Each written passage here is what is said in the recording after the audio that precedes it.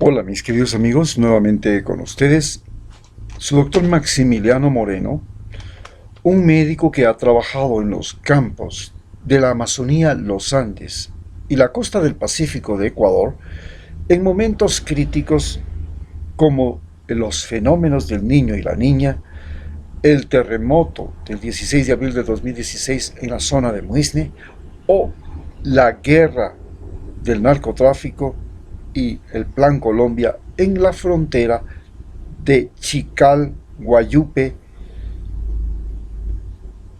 el área 4 de la provincia del Carchi, en la vía Ibarra-San Lorenzo. Para entender lo que está pasando y está viviendo el Ecuador con el COVID, tenemos que entender que el COVID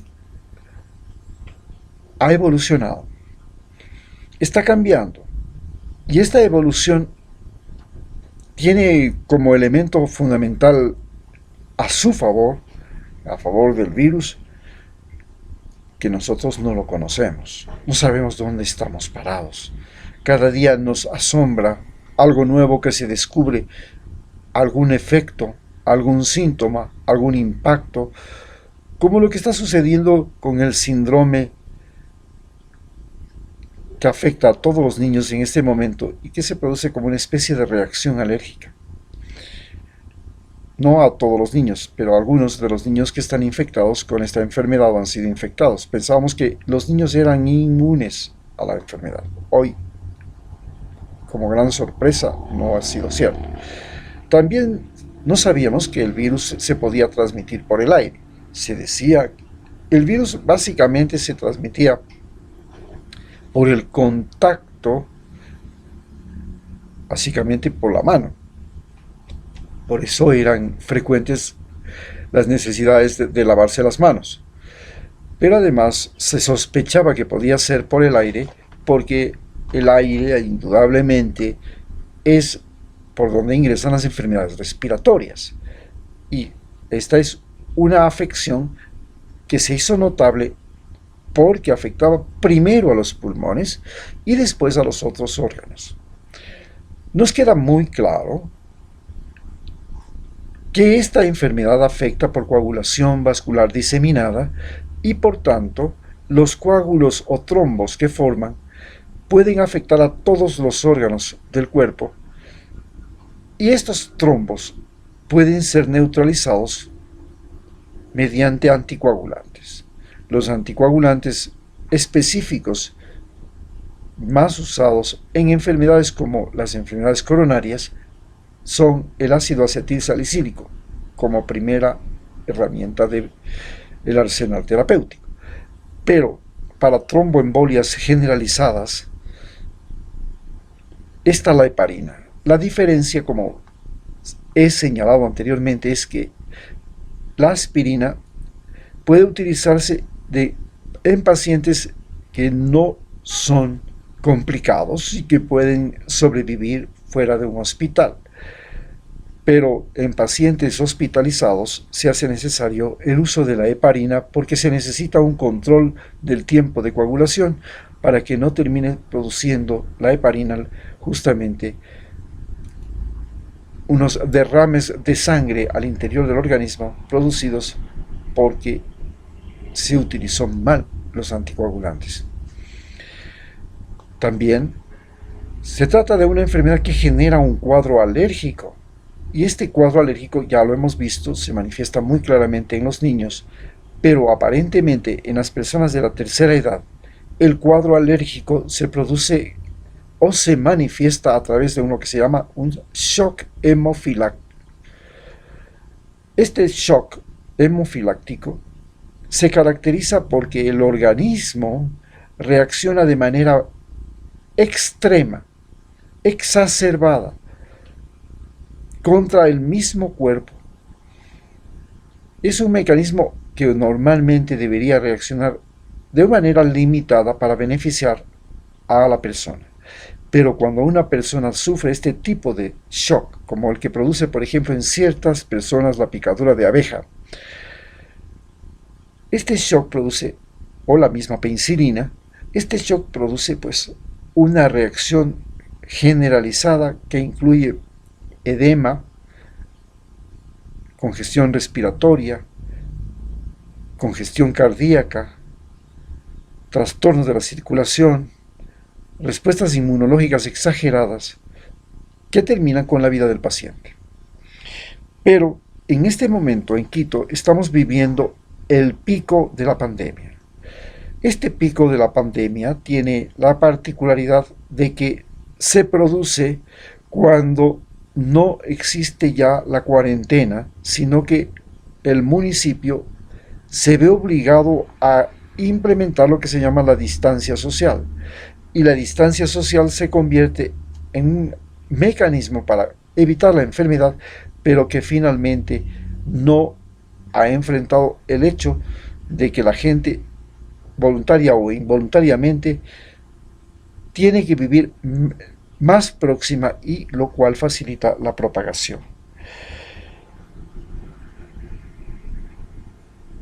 Crisis, por supuesto, esto se debe a que el principal efecto, a más de la gran mortandad de esta enfermedad y del miedo que ha generado, de la paranoia y de la sensación de que estamos enfermos todos,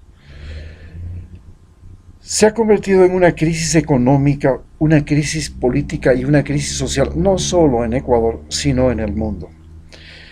Y claro, la pregunta es, ¿cómo se manifiesta?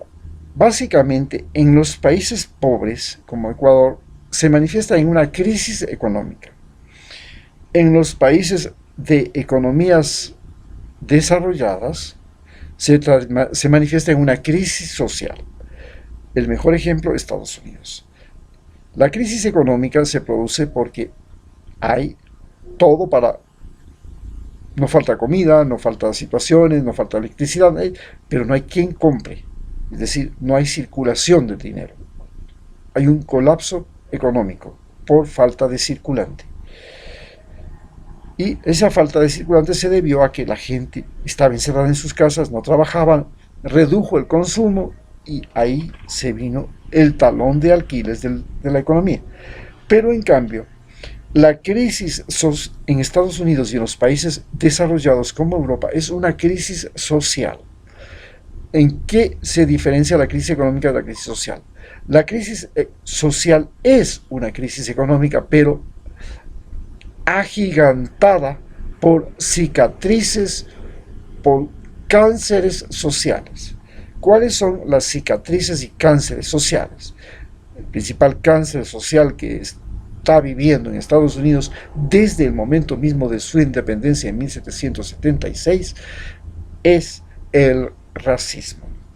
No han podido eliminar ese problema, y ese problema ahora es un problema que está conmocionando a Estados Unidos, y no solamente a Estados Unidos, a todos los imperios que hicieron de la esclavitud una industria, una empresa, un comercio, y repartieron esclavos de África a todo el planeta Tierra, llenando al mundo de gente que era considerada especie humana inferior, e inclusive gente sin alma, es decir, gente que no tenía los mismos deberes ni derechos que el resto de los seres humanos.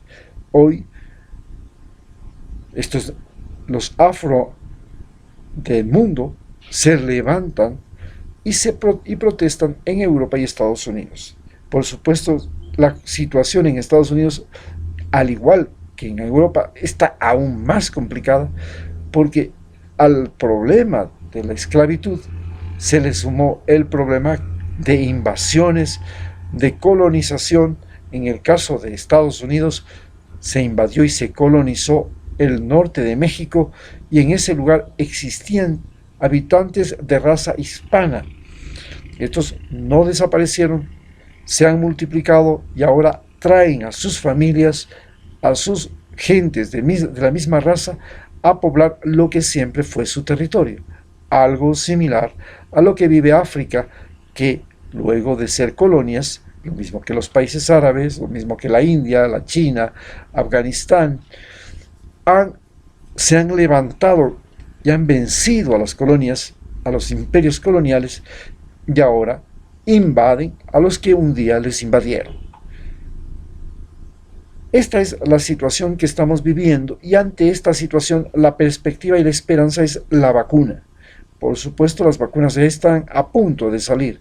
Sin embargo, ya existe en Ecuador también medicación, y esta medicación viene de Rusia y viene de China. Es una medicación para manejar la sintomatología y evitar que los pacientes mueran por respuestas exageradas del cuerpo. Es decir, es un modulador de la respuesta inmunológica. Este modulador de la respuesta inmunológica, que ya ha sido recomendada, como es la cortisona o hidrocortisona, por los médicos ingleses, también está respondiendo muy bien a medicaciones chinas que ya están en el Ecuador, que ustedes las pueden conseguir y están circulando en los hospitales, y a medicaciones rusas que también han llegado, que tienen la particularidad de impedir respuestas exacerbadas del organismo. Hoy, el coronavirus comienza ya una fase de retroceso. Esta fase de retroceso en Ecuador posiblemente dure lo que va a durar el fenómeno, la llegada del cambio del clima. Esperamos que llegue el verano, pero tenemos una cosa curiosa: en lugar de llegar el verano, estamos viviendo un invierno, y esta es otra de las cosas que nos llama la atención. Ya no es solamente un problema del coronavirus, es un problema del cambio climático. Ecuador debía estar ya con vientos de verano y los muchachos debían estar corriendo a hacer volar las cometas, pero no ha podido pasar eso. Seguimos en un invierno, y esto es justamente el factor que ha complicado el coronavirus en Quito. Muchas gracias.